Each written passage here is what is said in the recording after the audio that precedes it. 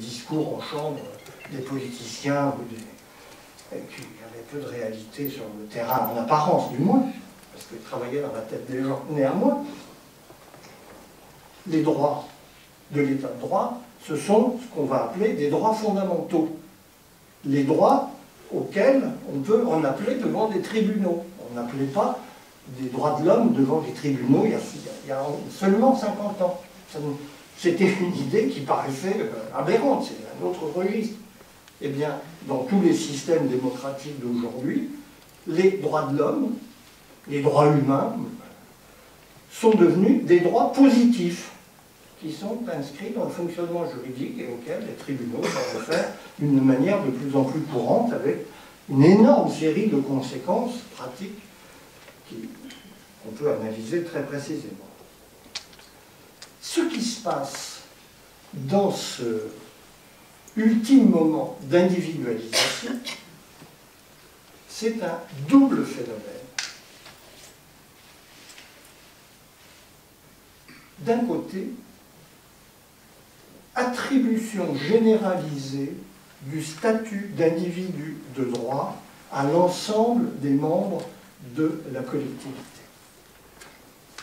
Il n'y a pour de bon en droit que des individus. On ne vous demande pas votre avis, on vous dit, vous êtes un individu. Un très bon observateur de la vie contemporaine, un mathématicien, mais qui est aussi un philosophe, Olivier Rey, a fait une observation très subtile à ce propos, qui est très parlante, qui est le renversement d'orientation des poussettes pour les bébés. Avant la poussette, le bébé regardait le parent qu'il transportait. Dans la poussette d'aujourd'hui, le bébé regarde vers l'avant. Débarrasse-toi de tes parents. Tu dois être autonome, c'est la norme. Tu dois être un individu. Proposition corrélative de ce mouvement d'attribution vers l'extérieur, une attribution intérieure, une incorporation subjective de ce statut d'individu de droit conféré par la société. L'identification des personnes à leur statut de droit. J'ai des droits, donc je suis. Je suis par les droits que je détiens. Et vous voyez tout de suite, en avançant cette proposition, comment nous allons tout de suite sur un terrain psychologique. Évidemment, c'est un fait social, mais c'est un fait social qui a un retentissement immédiat et capital sur les comportements, l'idée de chacun, la manière de se représenter son être pour tous les acteurs sociaux. C'est là que se situe le levier qui nous fait passer de l'extérieur, d'un statut social, à l'intériorité des acteurs de droit que nous sommes tous devenus. Le sachant ou ne le sachant pas, peu importe. Pour de bon, nous sommes devenus, depuis très peu, les acteurs d'une société d'individus de droit. Une société qui ne connaît que, comme composante, que des individus, avec une première conséquence qui a fait couler déjà beaucoup d'encre dans la théorie sociologique. Elle a été exprimée au mieux, parce que de façon radicale, par quelqu'un comme Alain Touraine. Il n'y a plus de société. Il n'y a plus de société, ce qui veut dire, c'est qu'on ne voit plus cette pression de la collectivité sur les acteurs, qui donnait, on repérait la société à sa capacité de coercition vis-à-vis de la définition des rôles de chacun. Ça, effectivement, ça n'existe plus. Mais l'erreur est de ne pas voir, à mon sens, que la société, elle a été incorporée dans son principe constituant par les acteurs qui la composent et qu'elle est plus que jamais là.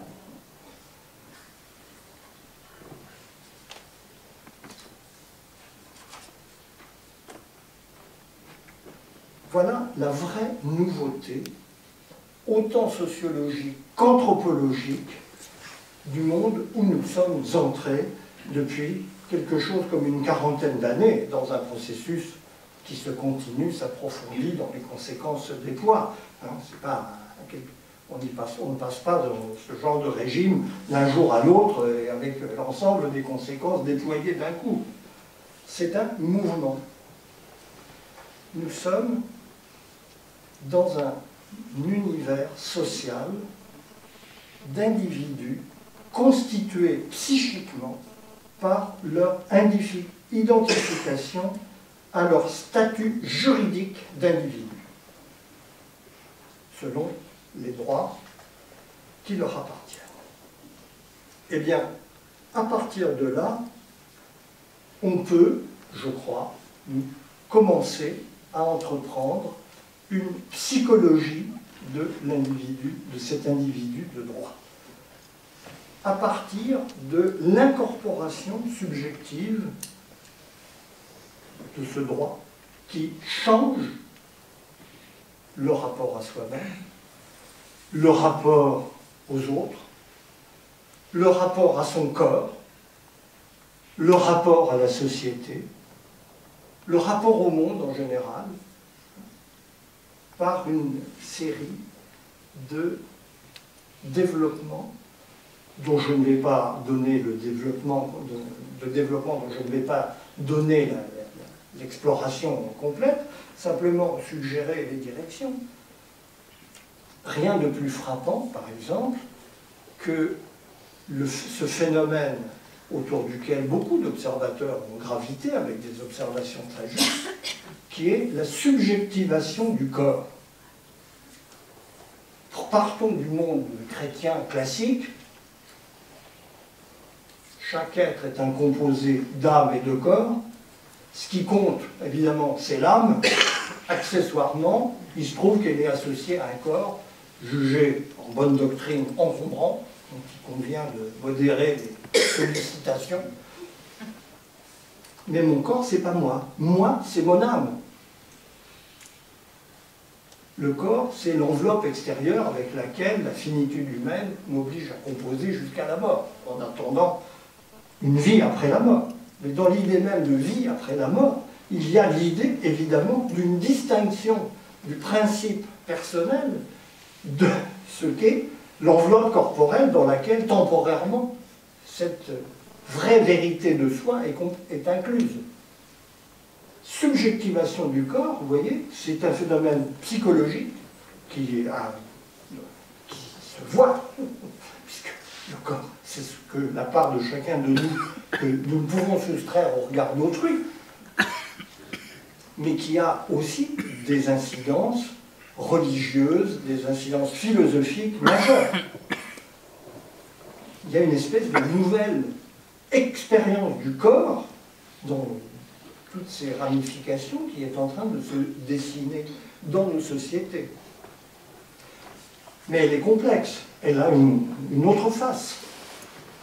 Même à l'intérieur de ce corps subjectivé, il y a un vrai moi qui peut se distinguer de la forme extérieure de ce corps. Et vous allez avoir ce fait remarquable qui est tout l'ensemble des troubles de l'identité sexuelle. Je suis né dans un corps de femme, mais je suis un homme. Et donc, il appartient à la société de me permettre de corriger cette anomalie. Mais quel est le statut du moi qui est capable de déclarer « je suis un homme » indépendamment du fait que j'ai un corps de femme ou l'inverse? C'est là une série de problèmes qui ont une valeur philosophique évidente, c'est l'équivalent de l'expérience de pensée, comme on a pu en faire beaucoup par la philosophie moderne, et qui nous met devant un abîme de perplexité. D'un côté, je suis mon corps, de l'autre côté, je suis autre chose que mon corps. Ou plus exactement, j'ai la capacité de dire ce que devrait être mon corps pour être conforme à ce que je suis. Avouez que c'est une équation qui vertigineuse qui donne beaucoup à penser, quand on la prend au sérieux. Elle mérite de l'être.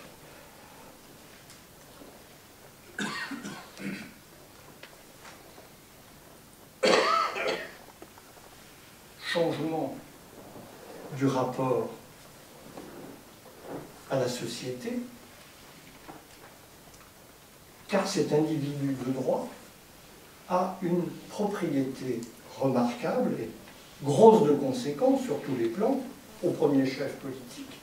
C'est un individu privé, c'est-à-dire un individu qui ne se définit que par rapport à lui-même et pas par rapport à sa société.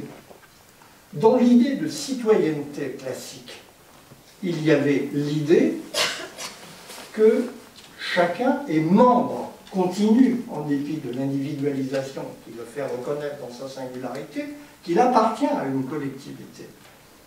Et que donc il a à exercer, en fonction de cette appartenance, son droit dans le sens de la désignation du pouvoir, de la définition d'intérêt général, d'apporter sa contribution au mouvement collectif, etc., etc. Un individu qui se définit purement par les droits qu'il détient originairement du seul fait de son existence est un individu qui ne doit rien à la société. Il a une liberté vis-à-vis d'elle. Il est bien entendu en capacité d'influer sur ses décisions. S'il le souhaite, il peut participer à la vie collective et à y jouer un rôle. Mais rien ne l'y oblige. C'est en ce sens-là qu'on peut parler d'un individu privé dont la liberté privée peut se manifester, évidemment, sur le plan de l'activité politique. Mais c'est une option parmi d'autres. La figure classique du citoyen, telle qu'on l'a connue de la Révolution française jusque tout près de nous, il faut constater qu'elle a disparu. Elle est l'objet d'un remaniement profond qui est à l'origine de toute une série de phénomènes qui défraient suffisamment l'actualité pour que je n'ai pas besoin d'y entrer longuement. Vous voyez aussi comment, à partir de là, on peut aborder toute une série de questions très troublantes qui sont le lot de notre actualité. On peut comprendre l'espèce de nouvelle question sociale qui est en train d'émerger dans nos sociétés et qui déconcerte complètement ce qu'on mettait sous ce nom. La question sociale, c'était fondamentalement la question des rapports entre le capital et le travail. L'arbitrage qui se jouait autour de ce conflit de classe entre les détenteurs des moyens de production, comme on disait en bonne théorie, et les agents de la production, les prolétaires, la classe ouvrière. Nous sommes dans une question, cette question-là n'a pas disparu, elle s'est beaucoup calmée par rapport à ce qu'elle a pu être. Mais nous voyons une autre question sociale au confluent du social et du psychologique, qui tient tout simplement, me semble-t-il, à une rançon de ce nouveau système d'attribution du statut d'individu de droit à tout le monde, universellement. C'est qu'il y a beaucoup de ces individus à qui la norme sociale explique qu'ils sont des individus et qu'ils ont à se comporter en individus, n'ont pas les moyens de l'être. Car être un individu et se conduire en individu, c'est quelque chose qui va tout sauf de soi. C'était des gens qui se trouvaient, somme toute, en renaclant, bien sûr, mais somme toute assez bien, dans un cadre social contraignant qui leur laissait pas le choix, mais qui leur assurait la protection d'une tutelle plus ou moins bienveillante, plus ou moins malveillante, mais qui leur donnait une place. Ils n'avaient pas à se poser de questions, on leur disait ce qu'ils avaient à faire. Et au total, c'était assez rassurant. Aujourd'hui, personne ne vous dit ce que vous avez à faire. Vous êtes supposé être le fils de vos œuvres. La rançon de l'individualisation juridique, c'est la société de marché. Que le meilleur gagne et que chacun se débrouille. Et il y a toutes sortes de gens, une quantité dont on découvre qu'elle est considérable dans nos sociétés, à qui cette règle du jeu ne va pas du tout. Tout simplement parce qu'ils n'ont pas les moyens psychiques, les moyens intellectuels, les moyens sociaux d'exercer cette liberté d'individu qu'on leur attribue. Vous voyez au passage l'importance déterminante qu'est en train de prendre l'enjeu scolaire dans nos sociétés. Ou l'enjeu de la formation, parce qu'il faut élargir au-delà de la phase initiale de l'éducation, le problème a une extension beaucoup plus large. On peut, bien sûr, multiplier les incantations à la formation. Mais comment on fait? Là, le propos est nettement moins avancé. Et on voit bien que cette variable, qui est au fond la capacité d'individualisation peu ou prou corrélée au niveau d'éducation, est en train de devenir une des variables significatives du comportement des acteurs de nos sociétés, par exemple sur le plan politique. La vraie fracture politique dans nos sociétés, aujourd'hui, elle n'est plus fonction des groupes sociaux classiques tels qu'on les connaissait. Son axe fondamental, c'est le niveau d'éducation, qui réunit du même côté des chercheurs sans dessous et des patrons rigissimes. Ça, c'est la phase avancée. Et de l'autre côté, des démunis en tout genre, ou des gens qui se sentent démunis, même sans l'être, mais qui ne se reconnaissent pas dans la société officielle. C'est ça qui est en train de devenir notre nouvelle question sociale, et je passe sur tous les comportements qui s'induisent à partir de cette source, qu'on ne regroupe pas bien, parce qu'ils ont disparu, tout simplement, ils s'expriment dans des registres extraordinairement différents, mais ils ont une cohérence qui se ramène à ce foyer. Et je vous le disais tout à l'heure, ce sera mon dernier point, il me servira de conclusion, nous avons à partir de cette grille d'analyse la capacité de comprendre un des phénomènes les plus désorientants de notre univers, qui est la contradiction entre individuation psychique et individualisation sociale. Paradoxalement, quand on regarde vers les sociétés du passé, on s'aperçoit que l'absence d'individualisation, c'est-à-dire la contrainte sociale, vous naissez, ces sociétés anciennes, elles sont régies par un principe simple, qui est l'assignation de votre place dans la société par la naissance. Vous naissez là, dans telle communauté, dans tel corps de métier, dans telle caste, dans tel groupe, et vous y restez, votre vie est faite. Après, vous avez des petites marges de manœuvre, mais pas grandes. Eh bien, dans ces sociétés, cette absence d'individualité, de reconnaissance de la capacité des individus de dire leurs mots sur la manière dont leur collectivité fonctionne, s'accompagne remarquablement d'une très forte individuation psychique. Ces gens contraints ont un sens extrêmement fort de qui ils sont. L'assignation de la société leur dit ce qu'ils sont, mais ils en font une arme, et une capacité extrêmement puissante d'autodétermination dans ce cadre étroit où ils ont à évoluer.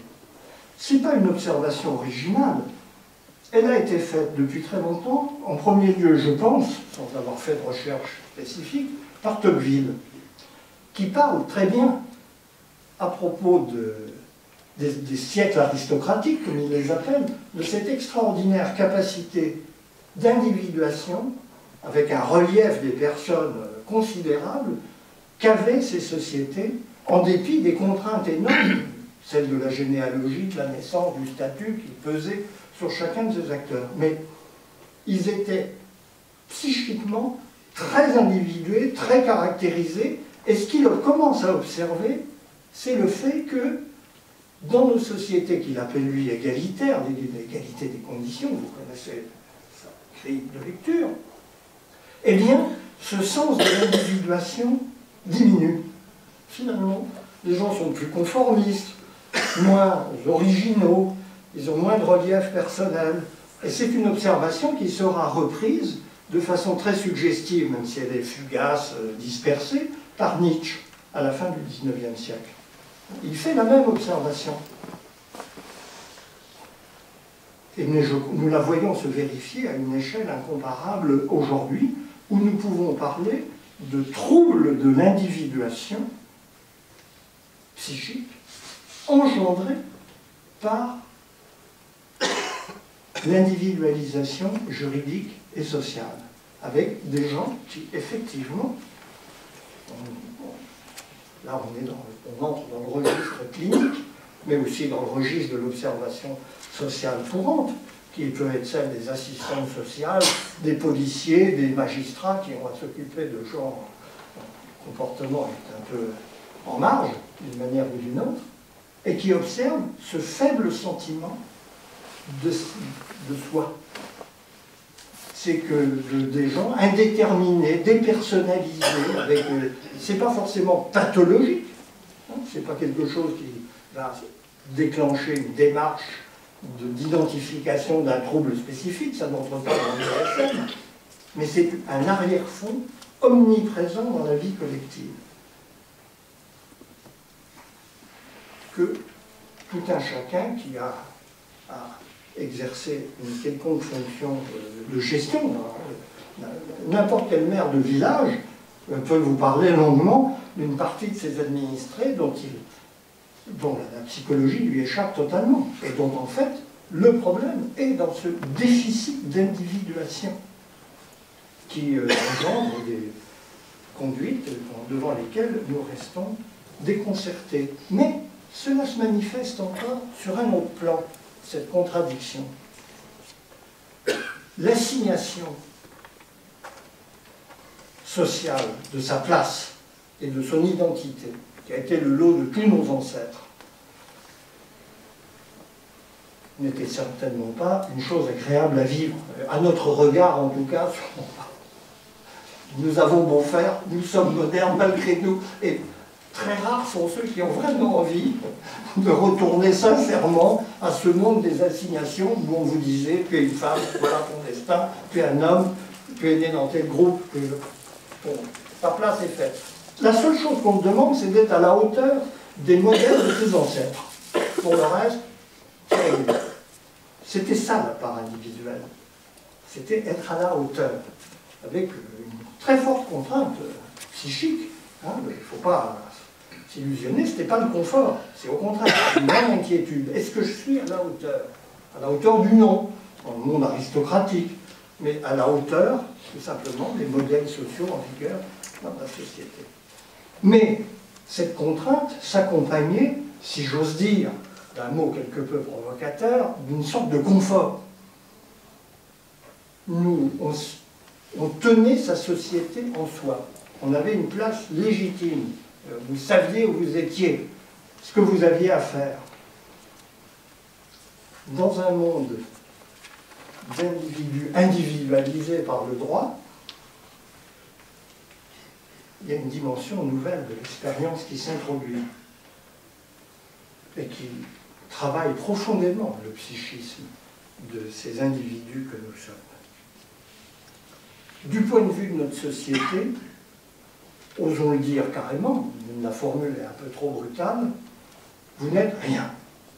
Ah, vous êtes un individu, ça avec des droits sacrés, un statut protégé, mais du point de vue de la vie collective, vous êtes un parmi d'autres, n'importe qui, vous disparaissez, personne ne le remarque. La vie continue. Songez à ce qu'était le statut de la mort, pour l'exemplifier, dans les sociétés anciennes. La mort, c'était un événement dramatique pour la collectivité, parce qu'il fallait remplacer quelqu'un qui avait une place, qui jouait un rôle. Il fallait une relève. Dans les sociétés modernes, ça a été beaucoup décrit, et on peut peut-être donner un autre statut à ces descriptions. La mort est un fait privé qui ne regarde que vous. Et elle signifie aux survivants qu'ils ne comptent pas dans la vie collective, tout reconnus dans leurs droits qui sont. Leur société leur échappe, elle vit en dehors d'eux d'une certaine manière. Nous ne sommes plus du coup et là on peut entrer plus avant encore dans la psychologie de cet individu de droit, dans des sociétés dont le psychisme est organisé par le modèle de la répression, c'est-à-dire l'intériorisation de la contrainte sociale. C'était ça, le cœur de l'individuation psychique dans les sociétés anciennes, c'est effectivement l'interdit et l'obligation. Voilà ce qui vous est assigné et à quoi vous devez vous conformer. Nous sommes libérés de ces interdits et de ces obligations dans une très large mesure. Mais nous rencontrons un problème tout à fait nouveau, qui est que tout ce que nous pouvons entreprendre n'est qu'une possibilité infiniment relative par rapport à toutes celles qui s'offrent à nous. Jamais la réalité que nous vivons ne correspond aux immenses possibilités que notre statut nous confère. Il y a toujours un décalage entre le possible et le réel. Et, si j'ose dire, la réflexion typique de cet individu contemporain, c'est le sentiment de ne pas avoir fait le bon choix. À tout moment, il lui fallut faire autre chose. Et en effet, il y avait toutes les possibilités. Un roman récent, d'ailleurs de façon très suggestive, le dernier roman de Paul Auster, met en scène cette potentialité sous la forme du fait que, effectivement, les vies sont contingentes, elles sont le fruit de rencontres, de hasard. J'aurais pu avoir une autre vie, j'aurais pu avoir une multitude d'autres vies, et peut-être aurait-elle été meilleure que celle que j'ai. Là où on vous disait, tu as la vie que tu mérites, et c'est celle qui t'est assignée, sans discuter. Ça veut dire que nous ne sommes plus dans le monde de la répression, mais que l'individuation s'effectue sous le signe de la frustration, c'est-à-dire de cette mesure permanente entre le possible que nous donne notre statut d'individu de droit et les faibles capacités de réalisation de ces possibles qui sont à notre disposition. Comme quoi, évidemment que nous ne pouvons que nous féliciter de cette conquête du droit et de la liberté qui va avec, mais il faut être capable, comme tous les bons observateurs d'ailleurs de notre monde depuis que cet exercice existe l'ont fait, d'en mesurer les impasses, les contraintes et les contreparties. C'est ce petit exercice que j'ai essayé de me livrer. Merci.